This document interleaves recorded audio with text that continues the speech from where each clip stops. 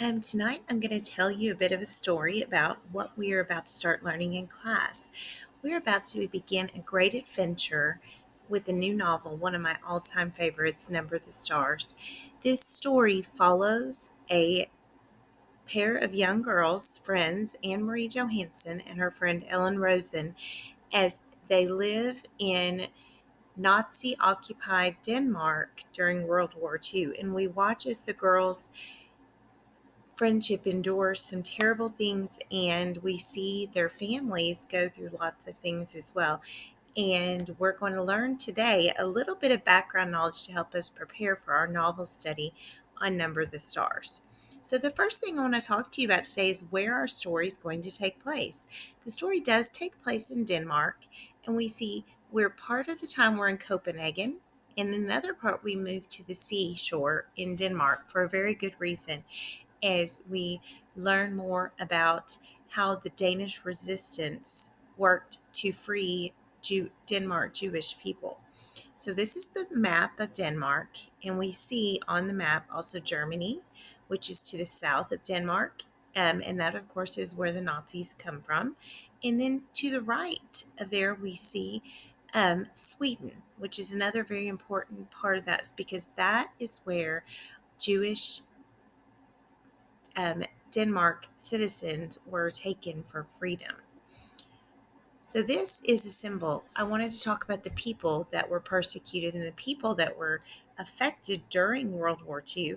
This symbol was a symbol of the Jewish religion. And in the story, we see Ellen, Anne Marie's best friend, has this necklace, and it's on the cover of the book, so it's very important. So this necklace is a symbol of their religion. And I wanted you to see this and know that the people that were persecuted during World War II and were the Jewish people, not just in Denmark, but all throughout Europe. The Jewish people were the ones that were the target of Hitler and the Nazis. So I wanted to show you this as a symbol. This is just a brief timeline of World War II. We're going to get into more details as I get into the background of World War II with you today, as I tell you a bit more as we prepare for this study. But these are just some quick little major turning points in the war, and I felt they were very important for you to know. It starts off with Germany invading Poland in September of 1939, and we see there in the end where the Nazis surrender in 1945, and also then Japan surrenders in 1945. So this is who began the Nazi regime, or this is Adolf Hitler. This is the man that went about building his army to take and eliminate the Jewish people. I wanted you to see an image of him so you knew what he looked like as we begin this novel study. Who was fighting in the war? Well, they have two powers. There was the Axis power and the Allied power.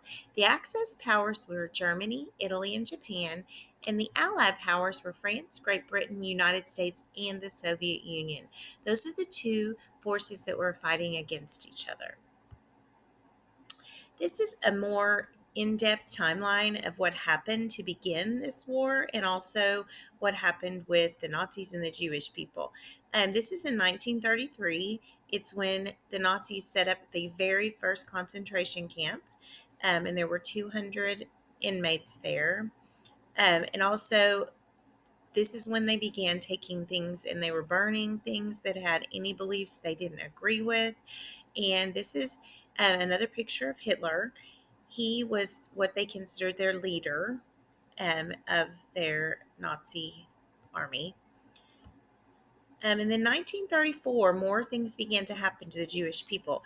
Hitler combines positions of a chancellor and a president, becoming your Führer, or the leader of Germany. Jewish newspapers can no longer be sold. They took those out so they could no longer get their news. Then in 1935, the Jewish people were deprived of citizenships and other basic rights, so they could no longer be considered citizens. The Nazis intensified their persecution of political people that don't agree with them. So we see here as they're beginning to rise up and come into more power. And in 1936, the Nazis boycotted any owned business that was owned by Jewish people. The Olympic Games were held in Germany, and Jews were not allowed to be there. Jews no longer could vote either. In 1938, German troops took over Austria. They required Jewish people to carry a passport with the letter J on it so everyone knew who they were. Also, the Nazis terrorized Jews in Germany. 30,000 Jews were arrested in Austria. Jews no longer could own businesses, go to concerts. All Jewish children had to be moved to Jewish only schools. They could no longer go to regular schools. Um, all those businesses began to be shut down and were no longer allowed to be working. In 1939, Germany took over Czechoslovakia and invaded Poland. So we're starting to see how Germany is beginning to take over Europe. World War II officially has begun because Britain and France have declared war on Germany. Hitler orders that Jews must follow curfews. That means, if you don't know what a curfew is, that means you can't be out after a certain time. And if they were, they would be, taken in as prisoners. The Jews had to turn in all their radios, so they could no longer listen to radios or hear any kind of news or anything like that. In 1940, the Nazis began deporting German Jews to Poland. They were putting them in concentration camps. This was the first mass murder of Jews in Poland in 1940. Jews were forced into the ghettos, so they couldn't live in their homes anymore. In 1941, Germany attacks the Soviet Union.